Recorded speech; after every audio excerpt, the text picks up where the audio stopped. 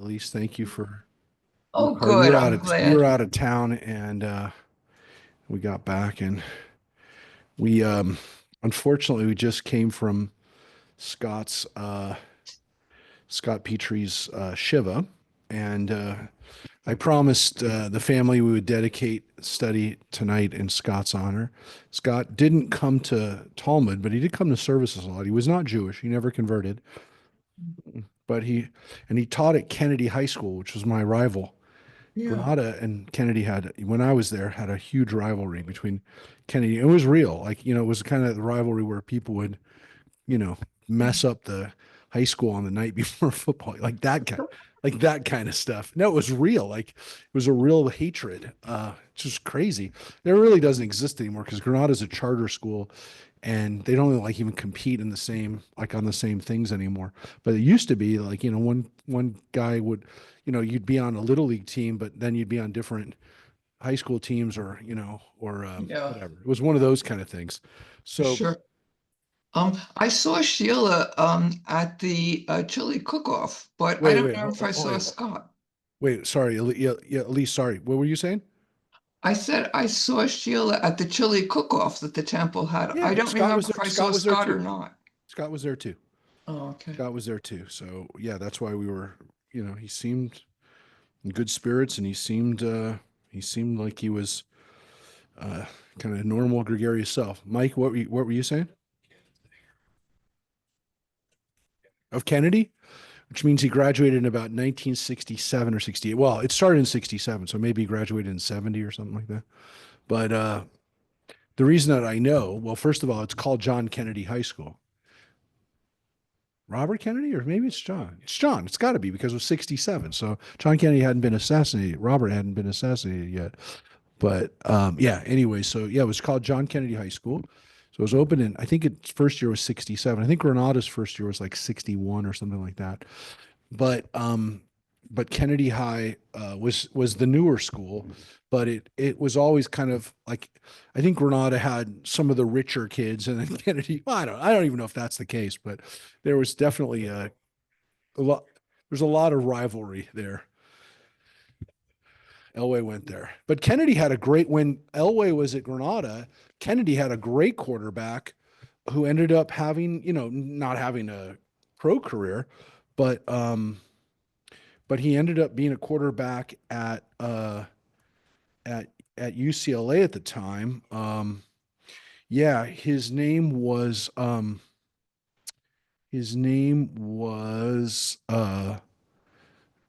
Ramsey.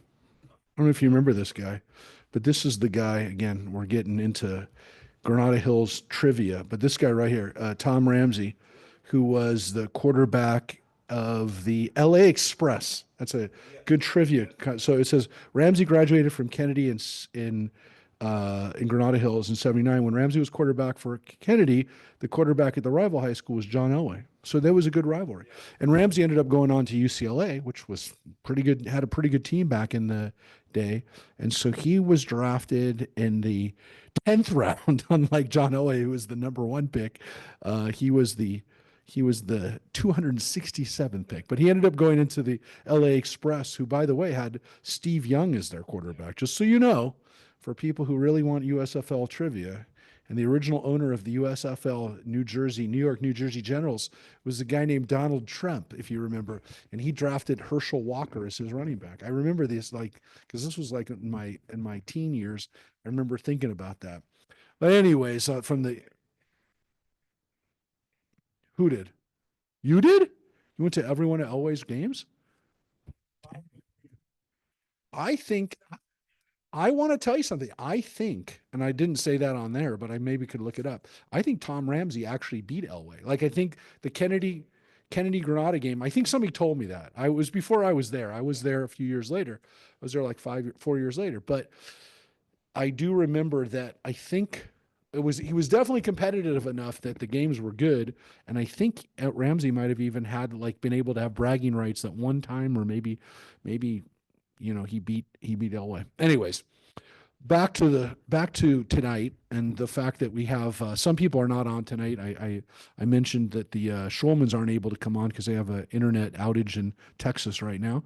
But we welcome everybody who's on from Facebook and people who are on already. We're gonna have some other people coming hopefully, and the Schwartzes are here. And I want to wish the Schwartzes a happy anniversary because it's their anniversary tonight, and they're spending it in the Talmud. But let me tell you something, Schwartzes. Don't think that you came here and you're not going to hear something romantic.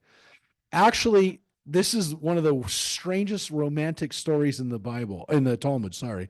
Actually, in the Bible, there's not even a story like this. Close. But yes, there's some love stories in this one, some explicit stories, some weird stories when it comes to that.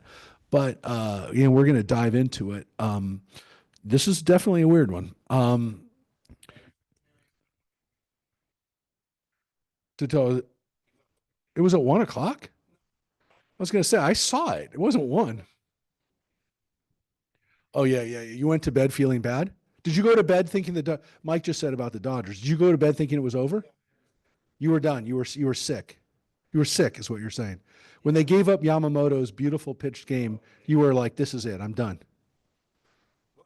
But they came back, and that one of the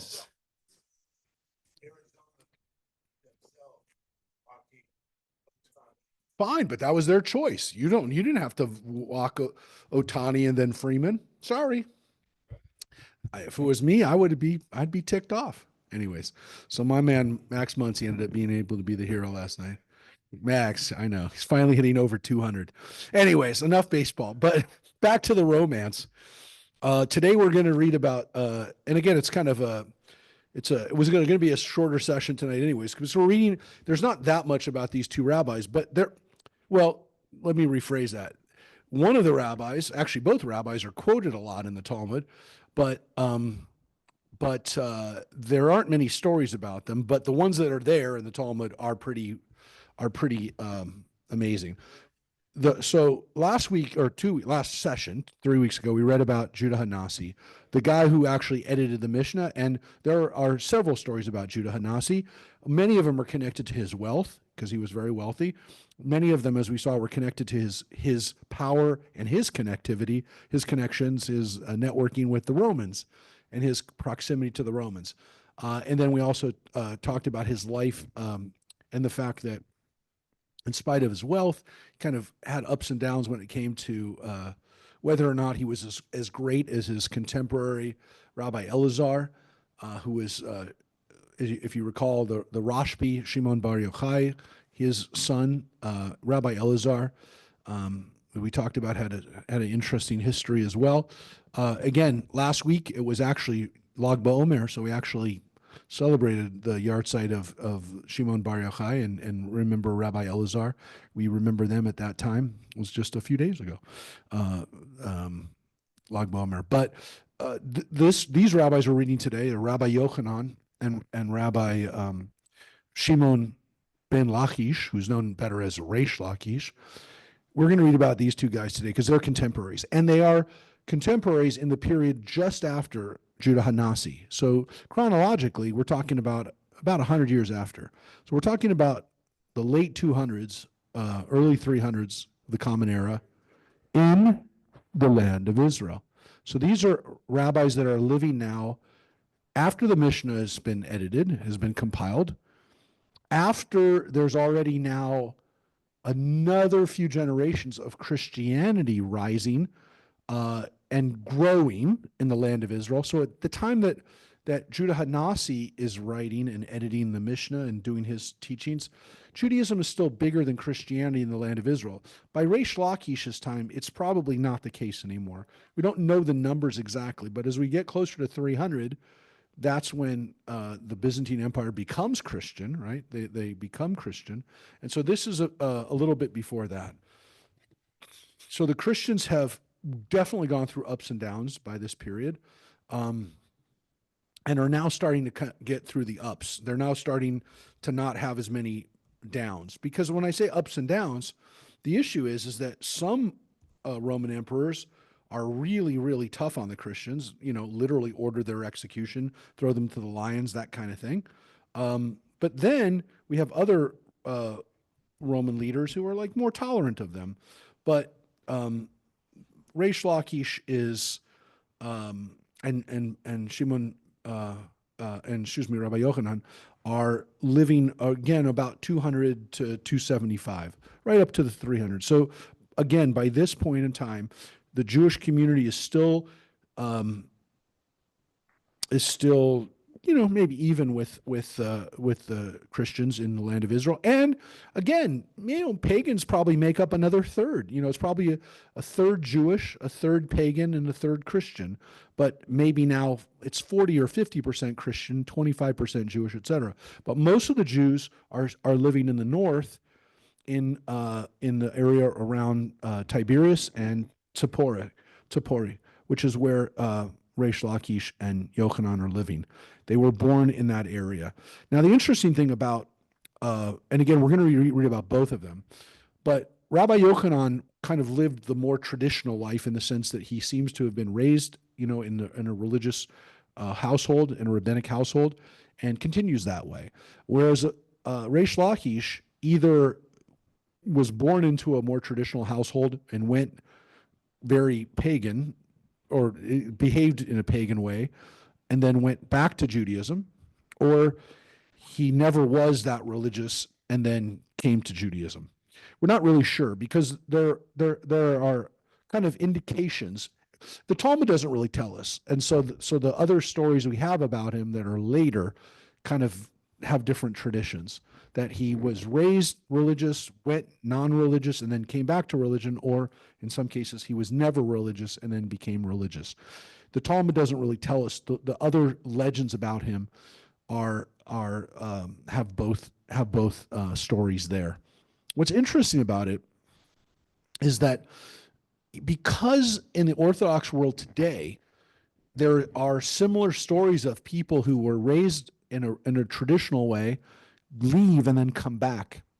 And when we in the world in our contemporary world, we call people who come back to Judaism, we call them Baal Teshuvah.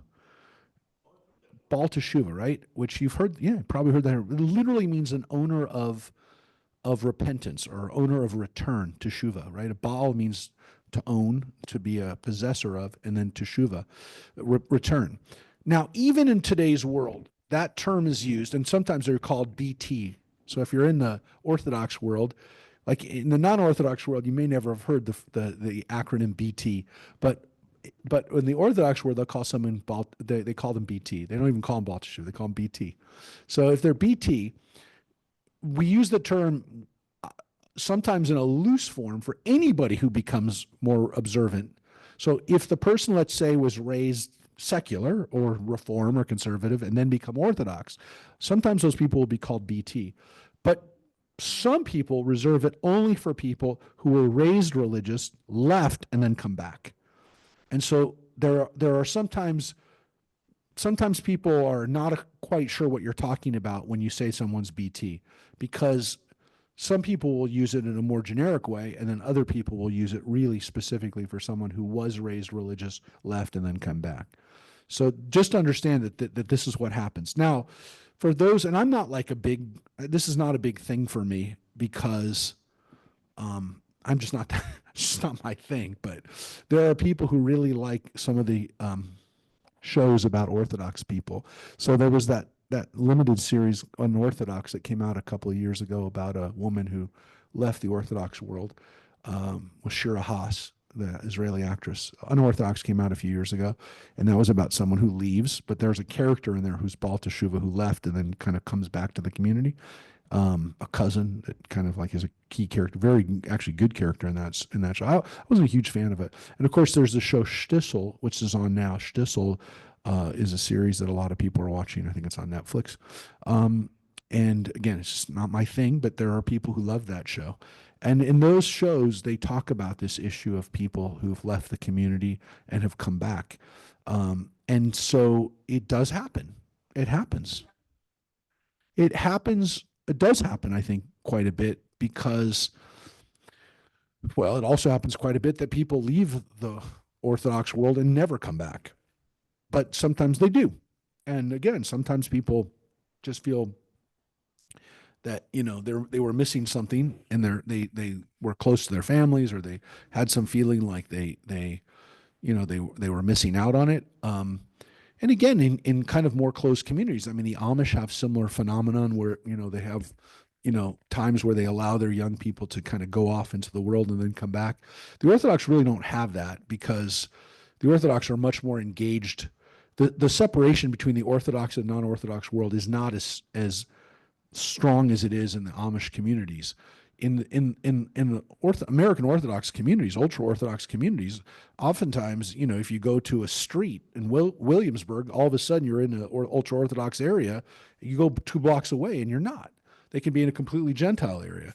So it's not like the separations are that strong, and the ease for people to go in and out of the communities exists. And there are people who live outwardly Orthodox life, but who are actually not always living an Orthodox life. That happens all the time. And sometimes those people really just leave the orbit, and they leave the community altogether. And then sometimes they come back. And again, I think when the Orthodox world, I'm talking really the ultra Orthodox world, not really the Orthodox world, but really the ultra Orthodox, the Black Hatters. Within that community, we have people who sometimes they were lured by drugs and behaviors that the Orthodox community sees as the what happens in the world outside. Now, what's interesting about this is that we have this character, Resh Lakish, in the Talmud, who actually, to some extent, is the prototypical Baal Teshuvah. And so there is a character that the rabbis can look at, and you'll see why they look at him, and how you'll see it now. And so he's juxtaposed against his contemporary, Rabbi Yochanan. So we're going to look at these two guys and a couple of stories about them. And I think that some of it is mythical, and some of it is seems to be almost supernatural, if you will. Well, especially this introduction we have here. This is actually a story that we read around, because this is from a section that we read about with Rabbi Shimon Bar Yochai and his son, and some other stuff that we read. So we kind of skipped around this section, and now we're coming back to read it. But it's a really strange thing about Rabbi Yochanan. And what we know about Rabbi Yochanan was that he was extremely handsome. He was very good looking. So that's why I said it's appropriate for your anniversary tonight. Rabbi Yochanan was so beautiful. That's right. Just like Mike. It was so beautiful that he would go sit by the entrance of the mikveh. And he said to himself, when Jewish women come up from their immersion for the sake of a mitzvah after their menstruation, they should encounter me first, so they will have beautiful children like me and sons learned in Torah like me. And again, the commentary is this is based on the idea that the image upon which a woman meditates during intercourse affects the child she conceives. That is bizarre, because the Talmud just said that Rabbi Yochanan would station himself in front of the place where the women would come out before they would have sex with their husbands. They would see him and then want to have a child like him. That is insane. Okay, that is kind of crazy. That they shouldn't think of their husbands, they should think of Rabbi Yochanan, and their kids should come out looking like them. Which, by the way, seems to be, yes, that genetically it doesn't even matter. It's what the imprint of what you see. Now, it's not just that he looks beautiful, but that he also, of course, has a great Talmudic, great learned mind. But of course, the rabbis ask this very important question: isn't that dangerous for a guy to station himself out in front of the mikveh with all these women? And the rabbi said to Rabbi Yochanan, "Isn't the master worried about being harmed by the evil eye?" Which, again, displaying yourself in this manner. They're not worried about the evil eye, by the way. I just want to say they're worried about him being tempted by all these women that he sees coming out of the mikveh. Rabbi Yochanan said to them, I come from the offspring of Joseph, right? Over whom the evil eye does not have dominion. As it is written, Joseph is a fruitful vine by a fountain. Alei ayin, which they say, Rabbi Abahu said, do not read it as by a fountain, alei ayin, but rather those who rise above the eye. Ole ayin, they're above the eye, above the Canahora. Joseph's descendants are not susceptible to the influence of the evil eye. Yeah, but in this case, again, the evil eye isn't bad things happening to you. It's that you are asking for it. You're asking for, you're going to have a liaison with one of these women that are there, or that something bad is going to happen to you because you're asking for it by putting yourself into that situation. You're literally saying to everybody, look at how beautiful I am. It's bad luck. Or it's bad eye. It's evil eye. So he's saying, I'm like Joseph, who of course was beautiful too. So that's one possibility. But, and again, this is the further commentary on this, but we're going to get to the story right after. I'll just share it with you. Rabbi Yossi Bar Hanina said this idea is derived from here, and let them grow do into a multitude in the midst of the earth. Just as with regard to fish, dagim in the sea, the water covers them, and the evil eye therefore has no dominion over them, as they are not seen. So too with regard to the offspring of Joseph, the evil eye has no dominion over them. So this is an idea that vaidigu, which means they grow, is connected to the word dagim, which means fish.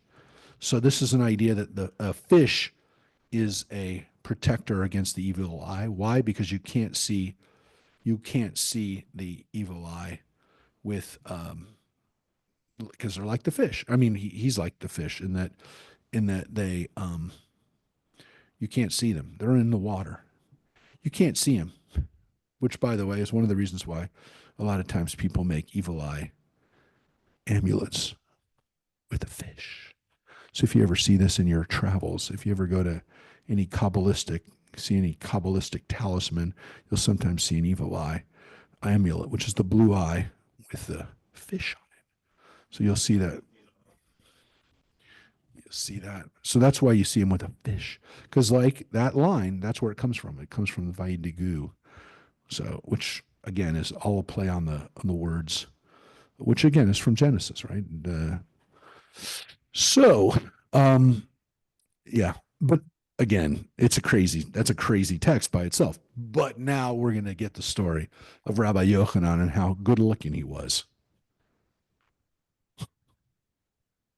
One day, Rabbi Yochanan was bathing in the Jordan River. Resh Lakish saw him and jumped into the Jordan, pursuing him. At that time, Resh Lakish was the leader of a band of marauders. Okay, that's the commentary telling you that, but we know he was. You'll see it in one of the next stories. Trust me, he was part of a group of bandits or a gladiator, by the way. That's another possibility, that he was in some ways very knowledgeable about knives and fighting. And he was strong, because look what happens. Rabbi Yochanan said to Resh Lakish, your strength is fit for a Torah study. So he basically is confronting him in the water. What's going to happen here? Resh Lakish comes after him. I mean, what's going to happen here? This is a crazy story. John, you got here just for the good part. So Resh Lakish jumps in the water to get this guy? Again, if he's a gladiator, the implication is that's his normal behavior for Resh Lakish. But Rabbi Yochanan says, your strength is fit for Torah study. But look what Resh Lakish says to him. Your beauty is fit for women. You're so good looking, you should be a woman. Now, that's beautiful. But except for Rabbi Yochanan, we're going to get to why he was so good looking. Well, actually, no, I kind of skipped over that. I'll get to it in a sec. I'll go back to it, because Rabbi Yochanan didn't have a beard, which is one of the reasons why the rabbis say rabbis are very uncomfortable with this, I will tell you. Even to this day, when I say the rabbis, I'm not just talking about the rabbis 2,000 years ago. I'm talking about the rabbis today are uncomfortable with this. I'll finish the paragraph and I'll tell you what they make of this, if you will. So Rabbi Yochanan, so he says to him, your strength should be for Torah, which is like, is he saying that to him before he's about to pounce on him or what? And he says to him, your beauty should be for a woman. He says, Yochanan says to him, if you return to the pursuit, which is, by the way, assumes that he was at one point in the academy. If you return, Could also be that he never was, but he should be and return back to your people, if you will. If you return back, I will give you my sister in marriage, who is more beautiful than I am. Oh, that's nice. Resh Lakish, I don't know. His sister was a, I don't, it's, this is crazy. And they don't, let's finish it. Let me get to it. Resh, Resh Lakish accepted upon himself the study of Torah. Subsequently, Resh Lakish wanted to jump back out of the river to get back his clothes on, which means, by the way, that's not commentary. To bring back his clothes is the literal words there. He was naked, but he was unable to return, as he had lost his physical strength as soon as he accepted the responsibility to study Torah upon himself. Now that, by the way, is not. That's the commentary, but it's okay. I can live with that. He loses his strength. He lost his strength, or he lost his motivation or his physical energy after that encounter. It's a crazy story because John's point of he's treating his sister like property is one thing. But hello, there's a naked guy in the water with another guy, and they either were just about to have sex or something was going on there that it was way too close. Let's just put it that way. And what's interesting about it is, okay, Resh Lakish was in the wrong frame of mind. He was doing banditry. He was doing gladiator stuff. He was doing the wrong stuff. But you and I know you don't like, I mean, I don't care where you stand on homosexuality. I don't care where you stand on whether people should be allowed to get married if they're whatever. This has nothing to do with that. The idea that this guy was able to all of a sudden say, I don't find that guy physically attractive anymore. That happened. Now, they get married. He marries Rabbi Yochanan's sister. They got married. The story is happily ever after. No, it's not happily ever after, but they do get married. That part is happily ever after. They do have a kid, and we'll get to that in a second. But this story ended just now with them getting out of the water. He's no longer a bandit. He also, by the way, doesn't have physical strength anymore, which, by the way, seems to imply that if you're going to be a student, don't expect to also have gladiator strength. Like literally the minute that you stop, you stop. The minute you say, I'm studying Torah, you lose all of your strength. So people don't have, like, the Orthodox have no issue with understanding this as being, oh yeah, once he started studying Torah, all of those desires went out of his head, because when he was on the other side, he was doing that kind of stuff, and once he went over to the other side, he was able to block that out. Which is why you have people in the Orthodox world that will say, as long as you stay engaged in study, like literally, I'm telling you this because I know kids who've gone through this. There are gay Orthodox kids who are told by their rabbis, as long as you're studying Torah, you won't have these desires. Of course they do. You can't shut it off. Now, the rabbis will tell them, hey, Resh Lakish was able to do it, but did he ever stop loving Rabbi Yochanan? I don't know. But I will tell you, because we're going to see the story, we're going to see there's two ends of the story that we're going to see.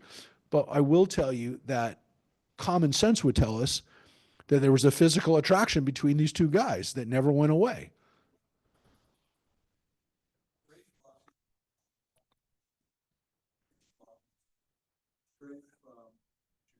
Yeah. Mm-hmm. Yochanan, he didn't. Mm-hmm. Yeah. So he didn't do it. Now, okay, so the rabbis will basically say he never wanted to. He never wanted to. He liked women, right? That's what they say. He liked women. No, no. But the answer would be, yeah, he didn't want, Their answer is he talked himself out of getting raped by saying you can marry my sister. Now again, yes, you don't see what.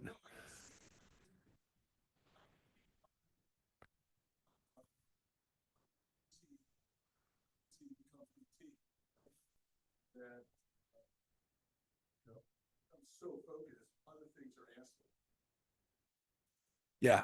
So there, I remember a few years ago there was an Orthodox, ultra Orthodox boxer, Russian Jewish guy from New York, and he was boxing, and the Orthodox rabbis were helping him, were encouraging him to box, but they basically said as soon as you're done boxing, you're going back into the yeshiva.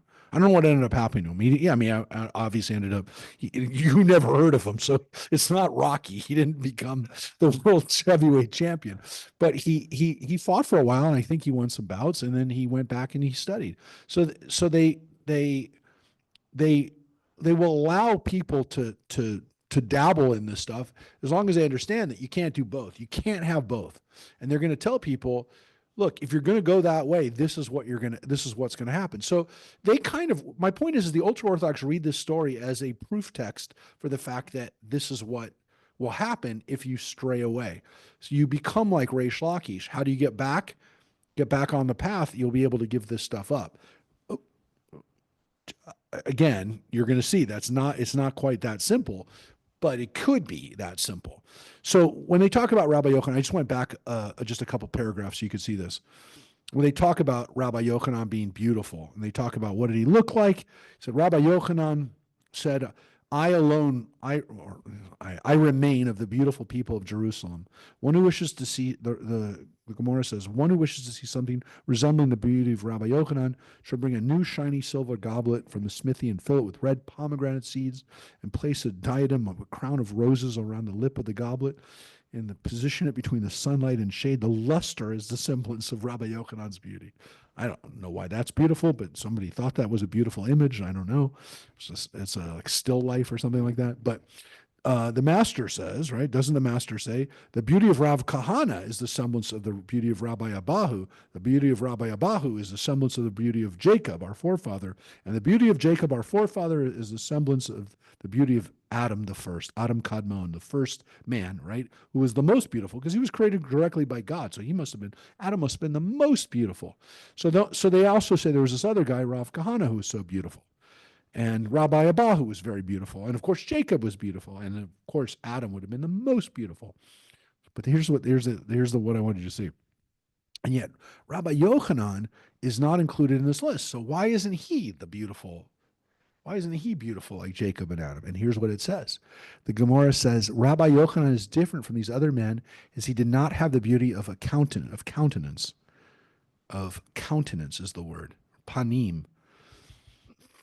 And they understand that. Panim, he didn't have countenance. What is that? He didn't have a beard. His face. But they understood it to mean he didn't have a beard. There was something missing, right? And they understand it to be a beard, which I'm only sharing that with you because, again, back to our story, when he's in the water, the rabbis understand this. Resh Lakish thought he was a woman. So just so you don't think. So they want no, it's very important for them. No, it's very important for them to think that Resh Lakish was confused. When he went into the water, he said, "Oh, this is a woman." They don't like the idea that Resh Lakish went after him because he was a man. And so that's how they get around the homosexuality of the scene, which obviously is a homoerotic scene. I mean, everybody knows. Come on, you know it is. But that's how they get around it because it says he didn't have a beard. What? Very interesting author. They can take anything to speak to the world. They took homosexuality as the subject matter. It could have been anything. It could have been their love of animals, not sexually, but love of farming. Right? Yeah. I'm just saying, I just find it very interesting that 5,000 years ago, 3,000 years, whatever it was, 2,000 years, that this is like the subject matter that So, okay, fine. But this isn't the end of the story. Because if the story ended with the fact that this guy gets onto the right path, it's an interesting story, kind of a weird story, but it's not really an educational story. This is the educational part of it. The part so far is weird. It's a weird story, and it's one that I think is kind of homoerotic, actually. It shows that men could be attracted to another man, even if it is by accident, even if he didn't know. One could be attracted to a guy who you thought looked like a woman, whatever you want to say. It happened. It says he thought he was attractive enough that he was going to take him. Okay? So that's not the end of the story because the story really tells us about the relationship. So at the end of this, he gets out, you get to marry my sister, and you're going to study, you're going to go back to study. That's not the end of the story because this is the part that everyone remembers. Again, the rabbis are definitely uncomfortable with the last story. There's no question. They don't like talking about it. It's not like a story, but it's a cautionary tale to some extent. It's a cautionary tale of why you don't live like the Gentiles, if you will. But that's not the end of the story. Here's the part that people remember or maybe study more. Rabbi Yochanan taught Resh Lakish the Bible, and then he taught him the Mishnah, and he turned him into a great man. So he starts them off at the beginning. He starts them off with the Bible, and then they start learning the Mishnah. Now, of course, there's no Gemara now because this is the Gemara, right? This is the commentary. There's no Talmud yet. There's just the Mishnah. But he teaches them. He teaches them the Bible, and he starts teaching them the Mishnah. He starts teaching them the commentary, right? And he becomes a Gavra Rabbah, which is the Aramaic for a great man, a hero, a great hero, a great man. Eventually, Resh Lakish became one of the outstanding Torah scholars of his generation. That's the added. We know he's quoted so many times. Resh Lakish will be quoted. Now, skip ahead. He's one of the great rabbis of the generation. Rabbi Yochanan and Resh Lakish are contemporaries. Now, he's trained him so well that this guy now is his rival, and they help each other by their discussions. But this is what happens. And again, we're going to go back and we're going to read another story too, but this is the famous story. One day, the sages of the study hall were engaging in a dispute concerning the following baraita, this text, which says, with regard to the sword, the knife, the dagger, which is called v'hapigyon, which is the kind of a Roman dagger, the spear, a hand sickle, and a harvest sickle, from when are they susceptible to ritual impurity? When can they become tameh? And so the rabbis have these discussions all the time, right? These are halakhic discussions. When can something become impure? When can something need to be koshered? When does it need to be purified? When can it have impurity? Now, again, this goes for pottery. This goes for any kind of vessel that you eat from or that comes into contact with food or with animals. It can be made ritually impure, which means you can use it again. You just have to purify it. But when is it set, if you will? When is it where you have to start worrying about the impurity, right? And the Braita says it is from the time of the completion of their manufacture, which is the halakha with regard to metal vessels in general. So again, whether it's a vessel you cut with, a utensil, a fork, a knife, a spear, any of the larger kinds of knives, it's the same for this. If you had a metal plate or a metal jug, okay? The sages inquired, and when is the completion of their manufacture? Okay, fine. So you say when they're ready to go, when they're ready to be sold. But when is that? Rabbi Yochanan said, it is from when one fires these items in the furnace, when they're burned, when they're done being burned. That's what Rabbi Yochanan said. Again, this is just a disagreement over when is something ready to be considered finished. Resh Lakish said, it is from when one scours them in water. That is after after they've been fired from the furnace and they've been washed. They've been prepared. Rabbi Yochanan said to Resh Lakish, a bandit knows about his banditry, i.e., you're an expert in weaponry because you were a bandit in your youth.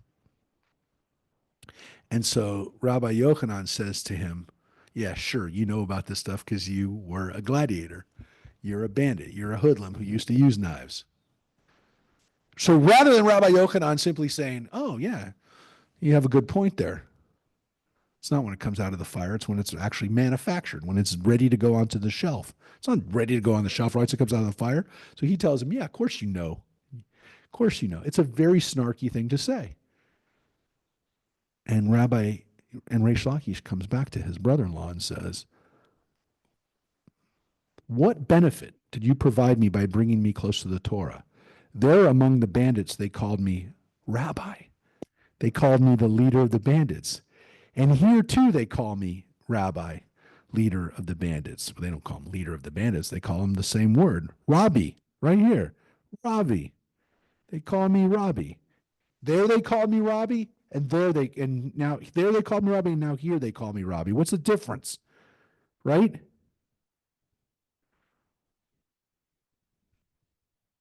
Rabbi Yochanan said to him, I provided benefit to you as I brought you close to God under the wings of the divine presence.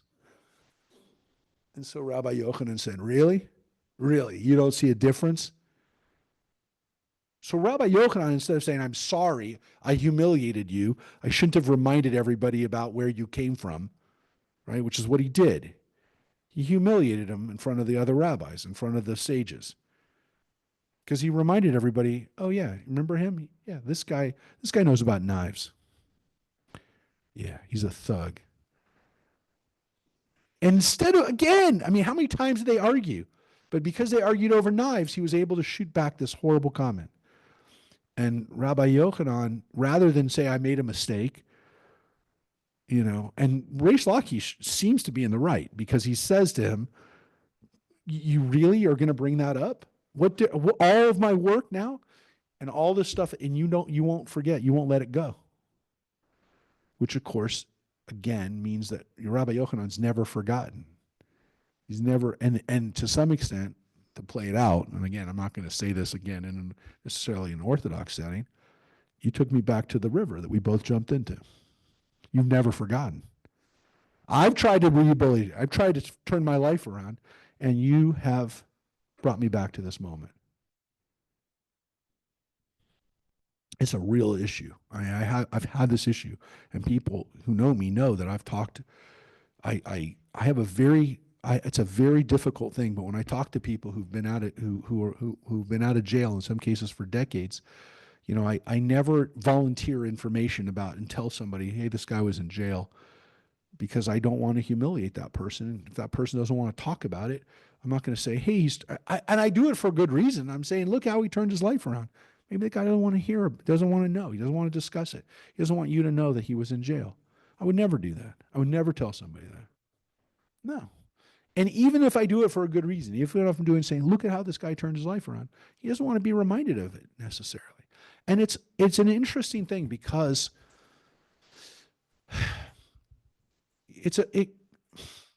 so we have an issue, it just came up today, where we were working on the Shavuot program with Ahavat Shalom, and one of the things they want to do, and I think it comes from a good place, is to have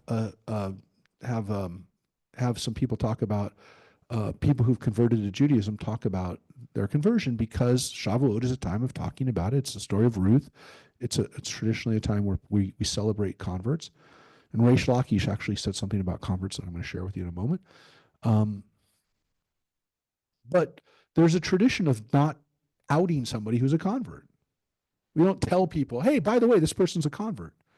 Now, I've done it before, and usually I do it from the standpoint of telling somebody else who's either has gone through conversion or is thinking about going to the conversion, hey, look, this person went through conversion. But technically speaking, I got to be really careful when I do that. And the tradition is not to like put somebody out and say, hey, look, this person's a convert. Even if you're doing it for the right reason, You're not supposed to treat somebody like, oh, well, they had this whole their life before and now they're not living that life anymore. With the understanding, with the implication being you shouldn't be proud of that life. And so that's a very careful thing. We have to be. And Rabbi Yochanan, to justify himself, says, "What are you talking about? You were on the wrong side of everything, and I brought you onto the right side. So you're telling me that I humiliated you? You should be grateful that I brought you under the wings of God, under the wings of the divine presence." So Rabbi Yochanan doesn't back down. He doubles down. He says, "Are you kidding me? I saved your life, saved your soul." He doesn't. He doesn't understand what he did.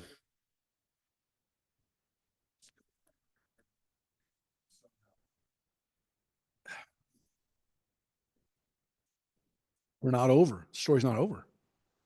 The story's not over. I know, but hold on to it because the story ain't over yet. The story's not over. The story's hardly over. But hold on to your thought because wait till you see how the story ends. Wow. So Rabbi Yochanan has the last word in the discussion, but that's not the last thing that happens. That's why I say the story is, everybody like, people who are silly look at the story of the jumping in the river part and, like, oh, look at the stories. There's a story about gay people in the Bible. Well, it's not what the purpose of that story is, my friends. So again, you can laugh at it and it's kind of a weird story and there's no doubt, but that's not the point of the story. Here's what happens. As a result of the quarrel, Rabbi Yochanan was offended, which in turn affected Resh Lakish, who fell ill. Rabbi Yochanan's sister, who of course was Resh Lakish's wife, right? Rabbi Yochanan's beautiful sister, right? Came crying to Rabbi Yochanan, begging that he pray for Resh Lakish's recovery. She said to him, "Do this for the sake of my children, so that they should have a father." Rabbi Yochanan said to her, the verse, "Leave your fatherless children, I will rear them. I will take care of them," right? Don't worry about it. I'll take care of my nephews, right? She said to him, "Do so for the sake of my widowhood." He said to her the rest of the verse, "And let your widows trust in me."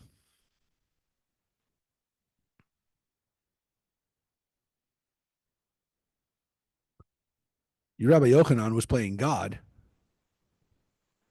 And the implication here is that he killed Resh Lakish. That pulling away his energy, his power, or even looking at him the wrong way was causing this illness. And he didn't back down. Ultimately, Shimon ben Lakish died. He died. I mean, this is not the happily ever after story. I just told you. The story setup wasn't good. You didn't end with, that's why I said, didn't end with they walked away happily ever after with him married to the sister. The story is still going on because he died. And the story's not over yet either. Rabbi Yochanan was sorely pained over losing him.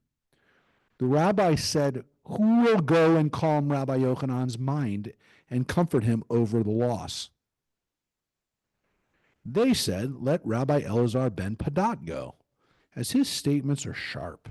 Right? He's a clever guy who might be able to be like Resh Lakish when it comes to debating with Rabbi Yochanan. We'll give him a little intellectual stimulation. We'll send over one of our smart young rabbis to help keep him happy. Rabbi Elazar ben Padat went and sat before Rabbi Yochanan. With regard to every matter that Rabbi Yochanan would say, Rabbi Elazar ben Padat would say to him, "There is a ruling which is taught in a Baraita that supports your opinion." So Rabbi Rabbi Elazar sits in front of him and agrees with him and gives him supporting supporting text. Oh, yeah. And there's another thing that supports your opinion, right? Rabbi Yochanan said to him, are you comparable to the son of Lakish? Are you Resh Lakish? In my discussions with the son of Lakish, when I would state a matter, he would raise 24 difficulties against me in an attempt to disprove my claim, and I would answer him with 24 answers. And the halacha by itself would become broadened and clarified. And yet you say to me, there is a ruling which is taught in a Braita that supports your opinion? Do I not know what I say is good? Being rebutted by Resh Lakish served a purpose. Your bringing proof supports my stuff. Your supporting of my stuff doesn't help me. And so you see, what does Rabbi Yochanan love? The engagement, the discussion, the dispute, the arguments with his comrade Resh Lakish. The fact that they argued with each other. He missed the argument. He didn't need to have discussions with somebody who supported his answer. He wanted someone who sharpened him up, who brought out the best in him. He goes, I know the answers. You can see how Rabbi Yochanan was. You can see his personality. This is a pretty arrogant guy. This was the guy who was the sharpest guy of his day. And here he was, he had mentored and helped this guy, Resh Lakish, back into the fold and created essentially a comrade, a colleague that he could debate with. And now he essentially had destroyed that. He killed it. You had this I'm saying it's such a complex story. It's like you can't even believe how complex the story is because you think it's about this weird attraction that they have. And then you read about, oh, it's much deeper than that. It's the arguments that they had. And by the way, the Yentl story, the story that Isaac Bashevis Singer wrote that Barbara Streisand turned into a movie about guys that fall in love with each other. I mean, he turns out it's a woman, so it's not like a problem. But he thought Yentl was a guy when the character, it's played, what's his name by, what's the guy's name? Mandy Patinkin. Thanks. Mandy falls in love with Barbara Streisand, but he thinks he's falling in love with a guy.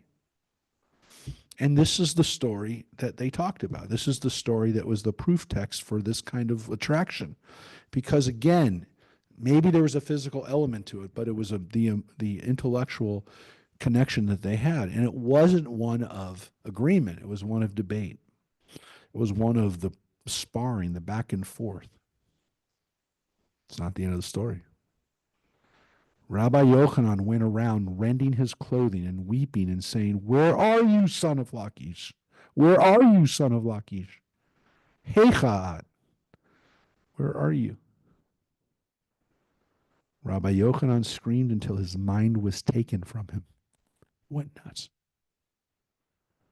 The rabbis prayed and requested for God to have mercy on him, to take his soul, and he died. Whew. That's a wild Romeo and Juliet story from the Talmud.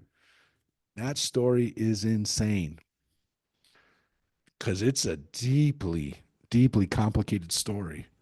And it's a love story. And again, not the love story like, again, people are saying simplistic. This is a gay story. Well, it's not a story that ends in a happy way.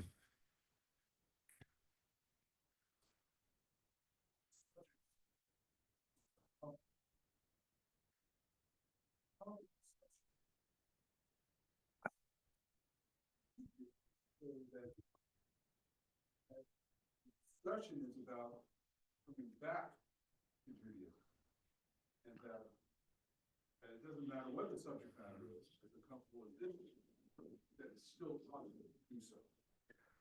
Yeah, but what's amazing about it is that it is not this story. Yeah, yeah, yeah. What's interesting about it is that the story, though, is a star-crossed story. I mean, it's a story of two people who had this deep connection, such a deep connection that the guy was driven insane and he caused the death. And it's a story of like What if Rabbi Yochanan just said, I made a mistake. I shouldn't have brought up your past. The obvious answer here, Rabbi Yochanan's not going to back down. There's a certain arrogance that he has, right? He has the arrogance when he goes into the mikveh to try to, I'm going to make women have beautiful kids by looking at me. I mean, there's a certain arrogance to that. And again, he was brilliant, but look at what he was missing. And this story is one of, like, it's a tragedy. It's a tragic story. Now, again, Resh Lakish, lots of quotes. Rabbi Yochanan, lots of quotes in the Talmud from them about lots of subjects, on many subjects. They're some of the most quoted rabbis in the Talmud. But I want to show you another story about the family, because this is not the end of the stories of the family. Yes. Yeah. Yeah. Yeah.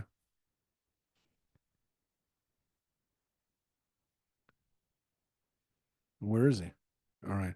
Well, thank you for letting me know. We'll definitely go check on Don right away. Um, Pray for him. Make sure he's okay. A lot of stuff happening. We're going to the rest of I would say this is the rest of the story. It's kind of, but it's from a whole different part of the Talmud. That was part of the Talmud that we actually read from Bava Metzia, which is the section that technically is about civil law.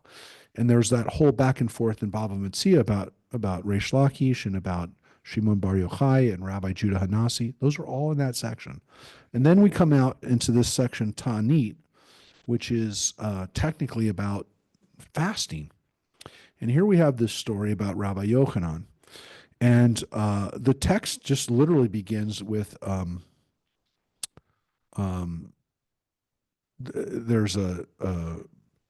there's a statements of Rabbi Yochanan that, it's kind of about how this all, even the introduction to this is having to do with praying for food, praying for a good harvest.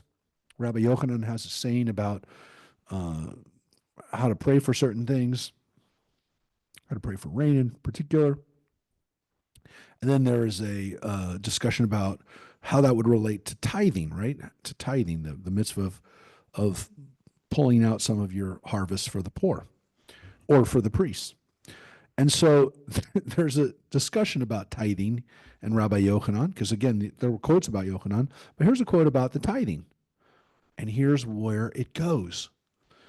Rabbi Yochanan found the young son of Resh Lakish. Now, how did he find him? This is before Yochanan dies, but while Resh Lakish is gone. And so this is his nephew. This is his nephew, and it's the son of his great friend and colleague and rival. And so he finds him. I mean, again, how did he find him? I mean, did he have contact with his nephew? I don't know. Yeah, it's a small town, right? But he sees him. He comes upon him. He goes to the kindergarten and sees the kid. And he said to the boy, "Recite to me the verse that you studied today in school." And the boy said to him the line of the tithe, right? A tithe you shall tithe. The boy further said to Rabbi Yochanan, "But a tithe you shall tithe? Like, what does it mean? A tithe you shall tithe?" He says to his uncle, "What does that mean?" Rabbi Yochanan says to him, to his nephew, "The verse means take a tithe so that you will become wealthy." Boy says to Rabbi Yochanan, "From where did you derive that this is so?" And Rabbi Yochanan said to him, "Go and test it. Nasi, zeal nasi. Go and see if I'm right." Right? The boy said to him, "And is it permitted to test the Holy One? Blessed be he. Isn't it written, you shall not test the Lord your God? You're not supposed to test God." How do you test him, right? What's he even talking about? Well, his uncle said, "Go and test him." He says, "Well, how can I test God? You're not supposed to test God, uncle." Right? Rabbi Yochanan said to the boy that Rabbi Hoshea said as follows: "It is prohibited to test God in any way except in the case of tithe. As it is stated, bring the whole tithe into the storeroom, that there may be food in my house, and test me now by this, said the Lord of hosts. If I will not open for you the windows of heaven and pour out for you a blessing, that there shall be more than sufficiency. So that's a line from Malachi, the prophet Malachi, the last prophet in the collection. And in that prophecy, God says, test me. See if I won't give you back in return for tithing. This is called the prosperity gospel, my friends. This is why Christians derive that if you give money to the televangelist, you'll get back tenfold. You give the money and you'll get back. Well, there's a biblical basis for it. Now, again, it's not giving to the televangelist, it's giving to God, or in this case, giving to the poor. I mean, in this case, it's giving to the priests, it's giving to the temple, but you give it to the priests as a tithe. Uh, yeah. Well, not during the time of Rabbi Yochanan, but during the time of the Bible, right? In Deuteronomy, in Malachi, there is, right? Not during the time. And that's the interesting thing. So what are they tithing? They continue to tithe. They're tithing in the land of Israel because you have to. Rabbi Yochanan and Rabbi and Resh Lakish are living in the land of Israel, and so they're still doing tithes. They're still doing tithing. They're still tithing. But by this period, they're tithing for the poor. There's no temple anymore. So they're tithing for the poor, and they're tithing for people who are still in 200 of the Common Era, 250. They're still priests. So they're still doing tithe. They're still taking out some of their. But, right? Resh Lakish's little son, who we, by the way, don't know his name. He's just the son of Resh Lakish. He's just a boy. His uncle tells him, see if I'm right, right? You can test tithes. You can't normally test God, but you can with tithes because Malachi said you could. He quoted God, right? What is the meaning of the phrase, there shall be more than sufficiency, ad belei? Rami Bar Chama said that Rav said it means the abundance will be so great that your lips will be worn out, similar to the word bali, from saying enough die. So you'll say the word die, right? Dayenu, right? Enough, enough. You'll say enough that your lips will get tired from saying it. The Gemara adds that the boy said to Rabbi Yochanan, your claim appears explicitly in a verse. If I had arrived there at this verse, I would not have needed you or Hoshai as a teacher, as I could have understood it on my own. So the kid basically says, I could have figured that out. It's in the text. You didn't help me with anything. So he's a smart kid. He's got a smart uncle, and maybe his mom's smart too. And he had a smart dad. So he's really smart. And the Gemara says there's another story about the precociousness of this child. At a different occasion, Rabbi Yochanan found the young son of Resh Lakish when he was sitting and studying, and he was reciting the verse, the foolishness of man perverts his way, and his heart frets against the Lord. That's a line from Proverbs. That's a line we just actually read it not that long ago. It's from the last section of the Tanakh. It's from the Ketuvim. This verse means that when someone sins and every manner of mishap befalls him, he complains and wonders why these things are happening to them. So people are they're creating their own troubles to some extent. Rabbi Yochanan sat down and wondered aloud about this verse, saying, is there anything that is written in the writings, in the Ketuvim, that is not already alluded to the Torah at all? So he's saying, gosh, everything in the Ketuvim really should have something in the Torah that essentially says the same thing. So if there's something in Proverbs, it should be in like Deuteronomy or Exodus. It should be there too, right? There's nothing in of course, that's a crazy thing to think about, where the rabbis really believed that there were these connections. And we know that because in the Midrash, they did it all the time. They would do a Midrash. We see it in the Haggadah, right? They take the section from Deuteronomy and they tie all these lines from all over the Bible, especially from the Ketuvim. They tie it back to the Torah. They want those. They love those connections. But he says, I can't think of anything that's like that verse in Proverbs in the Torah. I can't think of it. The child said to him, is that to say that this idea is really not alluded to in the Torah? Right? Uncle, isn't it written with regard to Joseph's brother? brothers, and their heart failed him, and they turned trembling to one another, saying, "What is this that God has done to us?" Right when the when the brothers are confronted with their with their trickery when they go down to Egypt they think that they don't understand why they've gotten into trouble, and so the nephew says, yeah, there is a line in Genesis which shows that people get into their own problems and wonder how that, turn to God and say, why is God doing this to us when you did it to yourself, right? God's just giving you what you asked for. So he says there is a line in Genesis. There is a line in the Torah that alludes to the same thing. It's the same thing as we read in Proverbs. The verse exemplifies the notion that when one sins and encounters trouble, he wonders why it's happening to him. He said, look at that. There's one right there.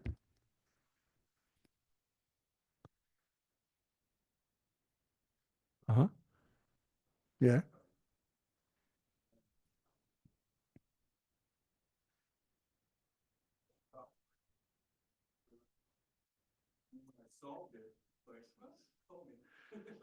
Yep. It definitely is the case. And when we really think about it, we're like, yeah, we caused this. You really wondered why it happened because you created it. You created it all along. Now the kid is clearly brilliant. Let's look what happens. Impressed by the youth's wisdom, Rabbi Yochanan raised his eyes and stared at the boy.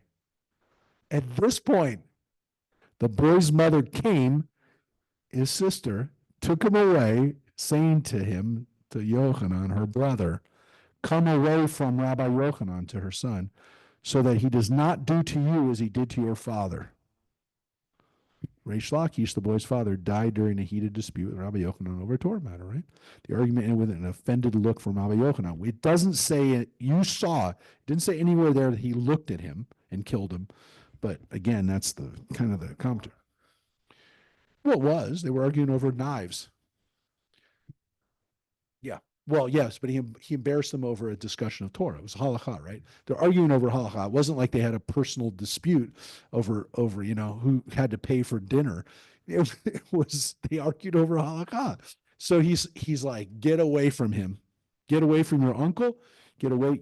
Essentially look, and she says it right in front of him. Get away from essentially don't come near my son. You're not going to kill him like you killed his father. That's a crazy story. That's the end of the story, by the way.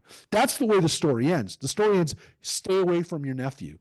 You're not coming near him, right? That's the end of the story. I'm just going to tell you. After a brief digression, the Gemara turns to the other statements Rabbi Yochanan said. That's the story. That's the end of the stories. There's no other stories about the two of them interacting. This is if you will, and again, I don't know how many people, I think most people know the interactions between Rabbi Yochanan. It's not like they only learn the first part. But when you understand that, and we don't know anything about Rabbi Yochanan's son, by the way. We don't know how that continued. But we know that Resh Lakish, we know that this kid, has these special powers. Now, what I think is so interesting about this, there's so much that I find interesting in this story. That's why obviously I shared it. There's so much we can learn from it. Obviously there's the family obviously there's a family dynamic here, right? Obviously there's something here about, there's something here about a family that's so close but that has, kind of, that kind of goes through this tragic give and take. But what I find really amazing about this, the way this plays out, is that Rabbi Yochanan. I'm not saying they're never going to say he's a bad guy because he was such a brilliant scholar, but they recognize that there is a consequence for the way he interacted with people.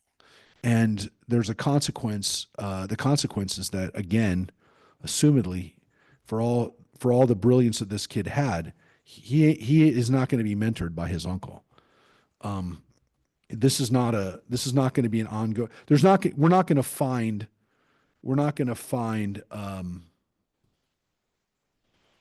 there's not a happy ending here because Resh Lakish's son ends up being mentored by his uncle and becomes the greatest rabbi of the generation. There's something kind of Game of Thrones about this whole thing, not in a that not in as violent or as horrible of a way of this, but there is something interesting here in that well, not only do they almost seem to have magical powers, but which is not what Game of Thrones was about, but they seem to have this tragedy that links these families together. Here's a kid who kind of brings together, if you will, Resh Lakish's family and Resh Lakish's power and Rabbi Yochanan's power. This kid he's the kid that has both sides, Targaryen and whatever, the house of the Stark and Targaryen mix. This kid has it, he has those two lineages, and he could have been, there could have been something, he could have been mentored by him, and maybe Yochanan could have found some redemption in mentoring his nephew and continuing having some way of redeeming his relationship with Resh Lakish. But it doesn't play out that way. It doesn't happen. The story essentially ends. There is no other story where, Rabbi, and we don't know her name actually, Yochanan's sister. We don't learn it in the text. She doesn't bring him back. She doesn't let the kid doesn't discover his uncle later on when he's a teenager or when he's a young adult and because again, at some point, Rabbi Yochanan went crazy and he's no longer any good. He would be first of all, he's dead. The rabbi's actually, well, I'll get to that in a second, but there is no redemption here. This story does not have a happy ending. Though again, I mean, no, it doesn't. I'm not saying it should, but there is definitely a cautionary tale here, which is, I mean, I take away from this again, you don't humiliate somebody because of their background. That's one of the most important takeaways from this is you don't bring up their background. And the other thing is that you know the relationship between society as a whole and those that are trying to live a religious life is not an easy one because Rabbi Yochanan doesn't have you know he doesn't have the answers and Resh Lakish didn't have all the answers and there's not like an easy answer. There's no well if Resh Lakish had just not become a bandit, if he learn those ways. And it's not like Rabbi Yochanan has the answer and that he never went off the reservation, but he doesn't seem to have all the answers either. So it's a complex story. There's not an easy answer here. So I find it very complex. I find it very powerful, and it's the kind of story that if it was a movie or a television show, we'd all be attracted to it because it's one of those stories like The Sopranos or Mobland or whatever or Breaking Bad where there really is no hero here. The kid kind of comes out as the biggest hero, though he's kind of chutzpahdik as well. I mean, he kind of shot back at his uncle. I didn't need you to tell me that, which is not a really nice way to speak to one of the great sages of the time. But maybe he had a little. I mean, we don't know how old he was, but he seems to be young. But maybe he had some anger at his uncle for killing his dad. But yeah, it's a wild story. And again, everybody like focuses, well, what's the wild story there? Two naked guys in a lake? Nah, that's not the weird part. That's the part that people who want to get sucked into prurient and graphic sex. If you want to end the story there, then fine. And there are people who do, by the way. I'm telling you, I've seen that story quoted it in especially kind of like when people are looking at stories of homosexuality in the Bible, where they'll look at the story of David and Jonathan, and they look at the Talmud, they'll use this. This is the most quoted story of homoerotic attraction, which essentially just says, okay, well, it happened. Okay, it happened, but that's not obviously the purpose of that story, and it's not to me, it's not really the complex part of it. I guess you could say, of course, it adds a dimension of of power and complexity to it because there is a physical attraction, but of course it was the mental, the intellectual stimulation of going back and forth and arguing. And again, what really is the what we're looking for in an intellectual partner is not someone who agrees with everything we have, but someone who challenges us, who says, well, what about this? You know who loves doing that? This guy right here. He loves being the devil's advocate, right? Yeah. Yeah. Yep.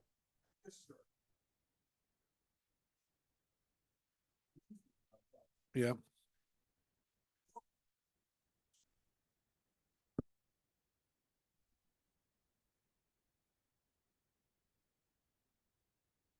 Uh-huh.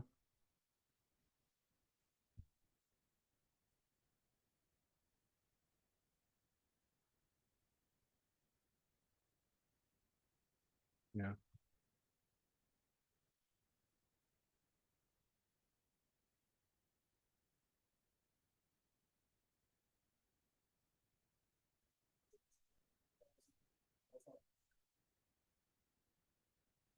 Yeah.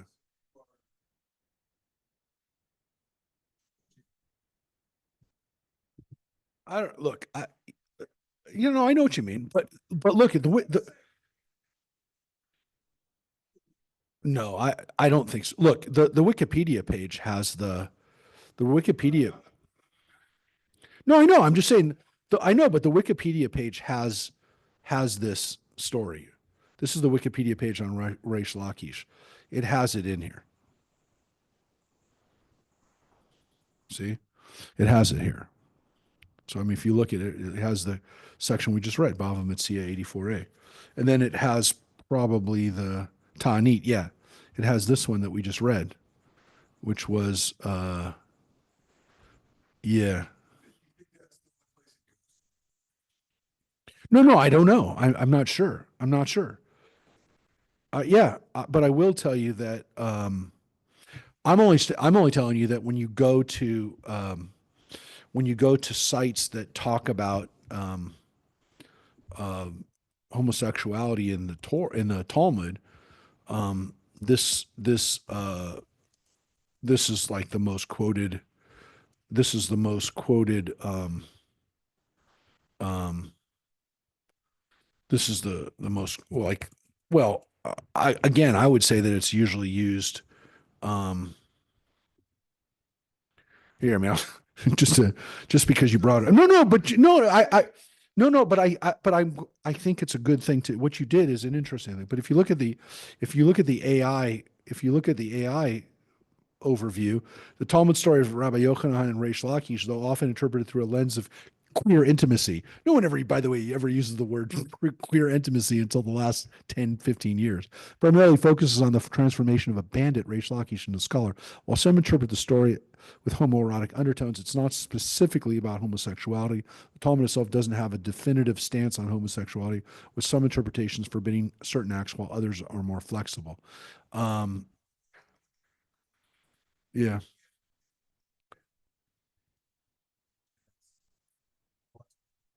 Yeah.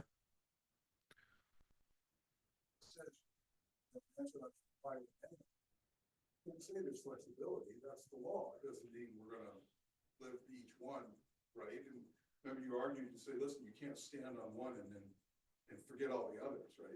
That can't be the hill you die on. So yeah, so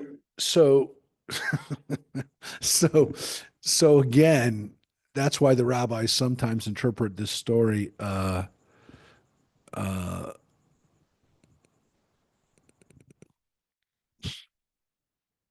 look, I don't want to get into like I don't even no, no, but they tend to say that look, nothing happened, so they didn't.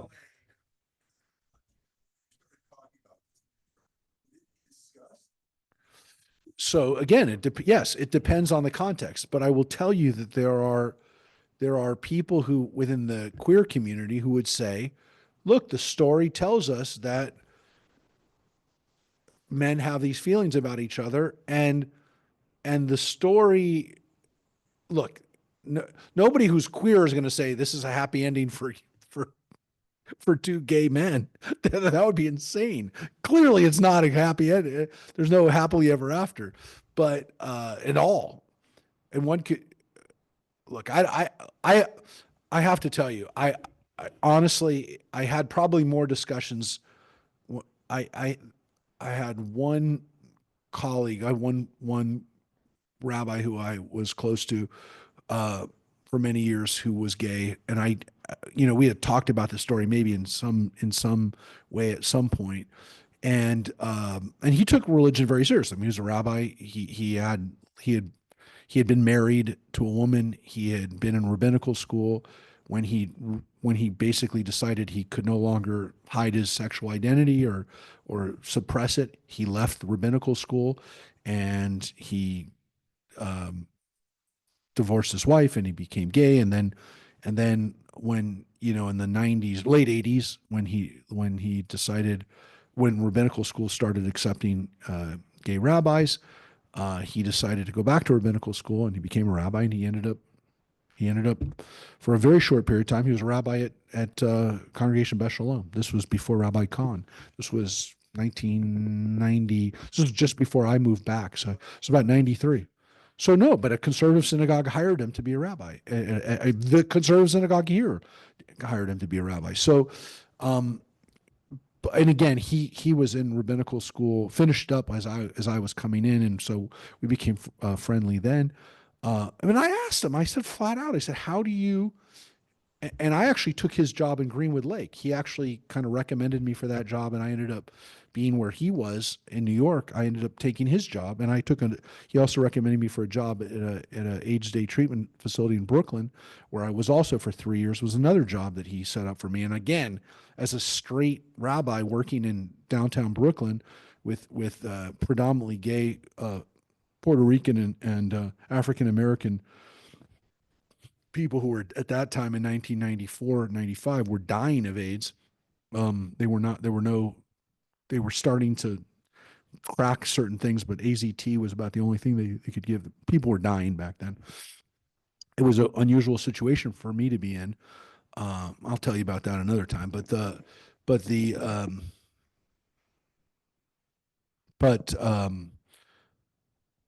I asked him flat out once. I said, "How do you make sense of the Torah forbids homosexual behavior? How do you make sense? Like, how do you, as a religious person, how do you make sense of it?"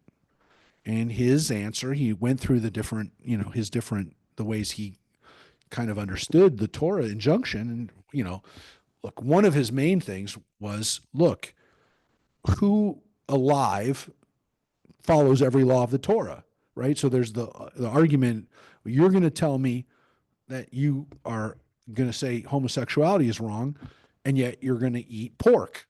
Well, if you eat any pork where it says, at least two times, and there's other obviously discussions about it, but kashrut is a much bigger issue than homosexuality in the Torah and in the Talmud. And yet you're going to tell me, you're going to lecture me about homosexual behavior, and you're going to eat pork. So that's one answer, which is what you're going to pick and choose. You're picking and choosing what you're following. I'm picking and choosing what I'm following. So that was one argument. The other argument was, and everybody does. So I don't care if you're a rabbi, you're picking and choosing, right? So that's a valid argument. You can't say it's not. It's a valid argument. But one of the arguments that was also, and I'm not going to give you every just way that he understood it, but one of the ways he understood it, he's flat out, and he's not the only person. He didn't invent these answers, right? These were answers that were provided, by people over centuries, actually, but definitely much more articulated in the last 40 years, 50 years now. He said, look, the Bible says you're not supposed to lie with a man like you lie with a woman. I don't. I don't. He said the Bible may be talking about specifically an act where you force a man to be like a woman. He said that might be the issue. Now, John, you laughed, and it is funny because you're saying that's a rationalization. That's a crazy rationalization. But the rabbis rationalize things completely similar to that all the time. So the fact that somebody could use rabbinic logic to rationalize that is fair because the rabbis rationalize it all the time. Now, I think he would agree, and most people would agree that. And I've talked to gay rabbis and gay advocates within the Jewish community who will tell you, look, the Bible was written at a time when people were moving out of a tribal society where you can't have people opting to be gay.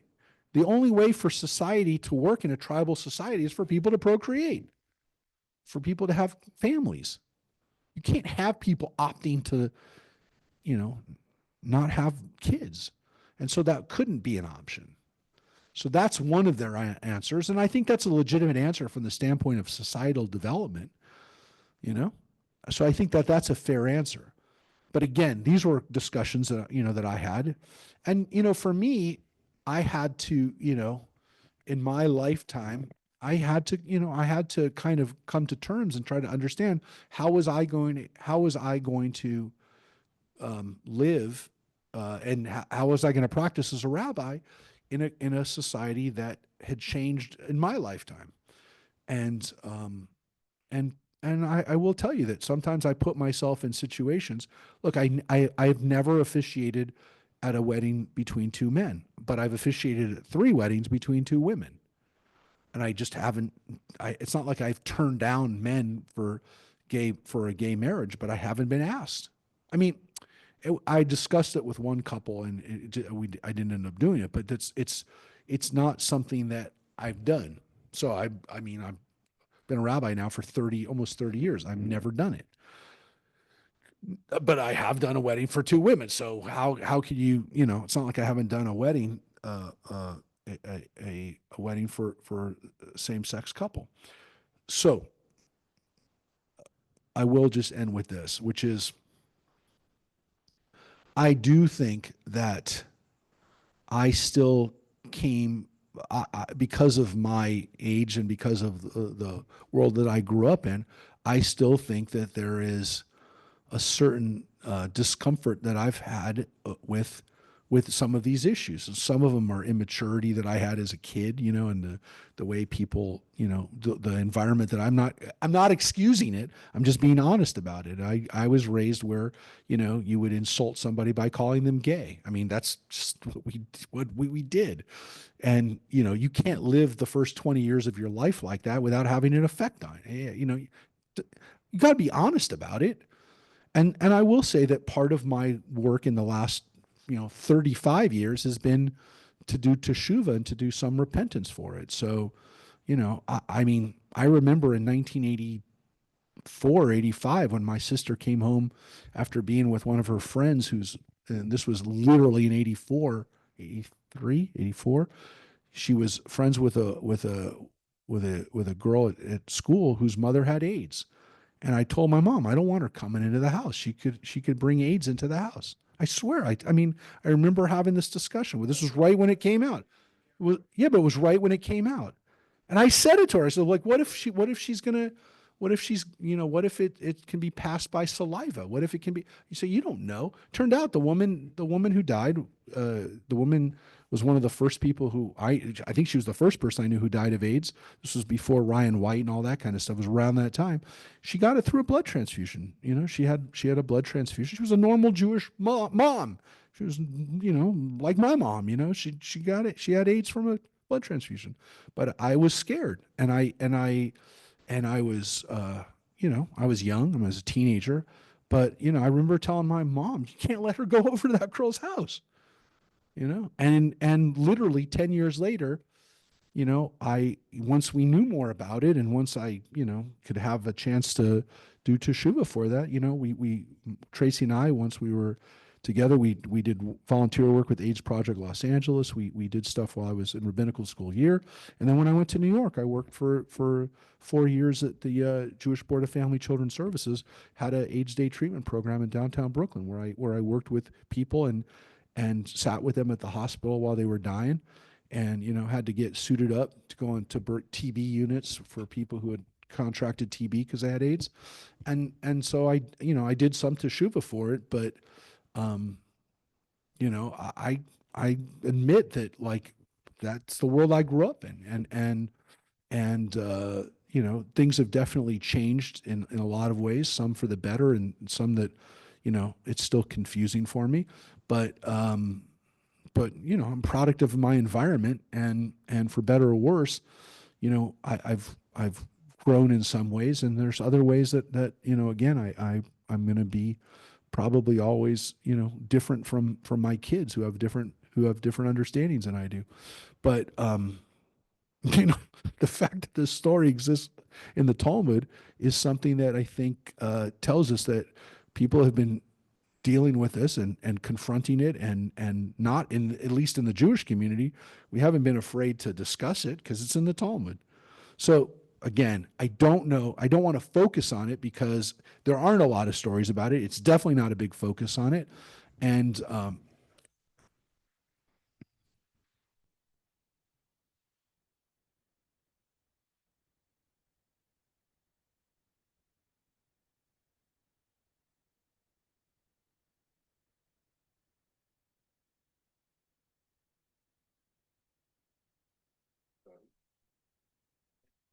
fact that one of them was gone,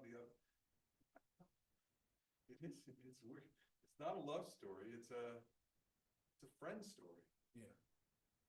Yeah, and it is a friend story, and it is a story of people who are so connected that their love for each other, or their it kills them. That's why I say it's not Romeo and Juliet, but it's a version of a star-crossed story where the connection doesn't break. And yeah,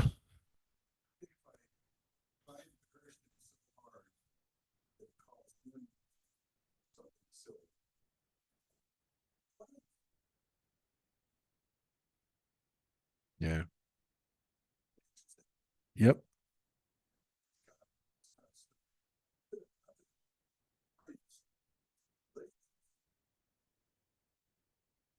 yep. But I mean, again, I mean, look at this is from 10 March 10th, 2023, finding echoes of real people in our queer rabbi ancestors. Oh, I'm making this up. This is an actual article, right? Talmud is full of stories about rabbis. Many of us know the delightful, tragic queer Agadah of Rabbi Yochanan. And when it says many of us know, right? When many of us may know, it means it's a story that you know.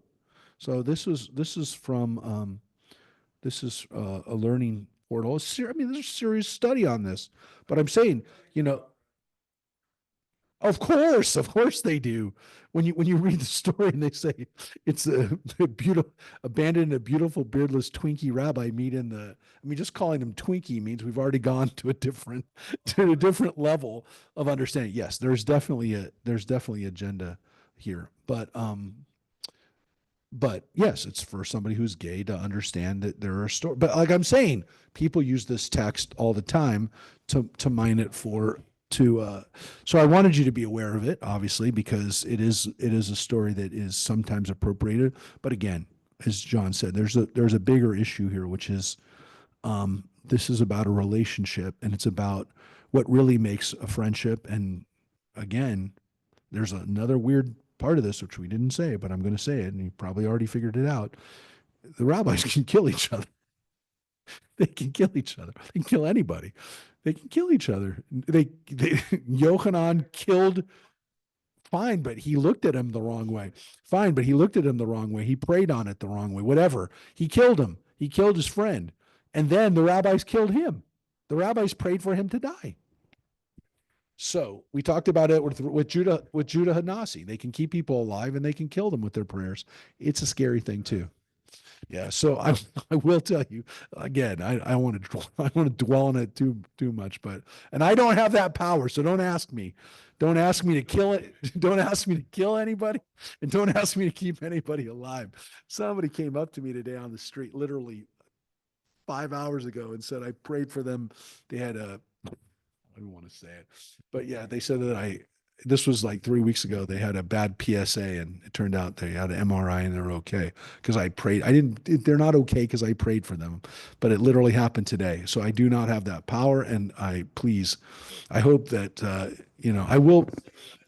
I will pray for. I prayed for you. I prayed for you. I prayed for you, Mike. We all pray for you. We all prayed. We all prayed for you every week. I don't know. You're still here. You are. You're still here. So yeah, it's definitely not me alone. There's a lot of people praying for him. So, anyways, I don't. I will tell you that that is in the text. That is there. All right, everybody, and let's. Do we know anything more about Don? We'll pray for him. All right. Thank you. All right. Well, we'll figure that out. But stay healthy, everybody. Stay strong, and thank you for being on. And we will see you next week for our next one of our last stories of rabbis before we get on to some other stuff that we haven't talked about in a while. Take care, everybody. Bye bye.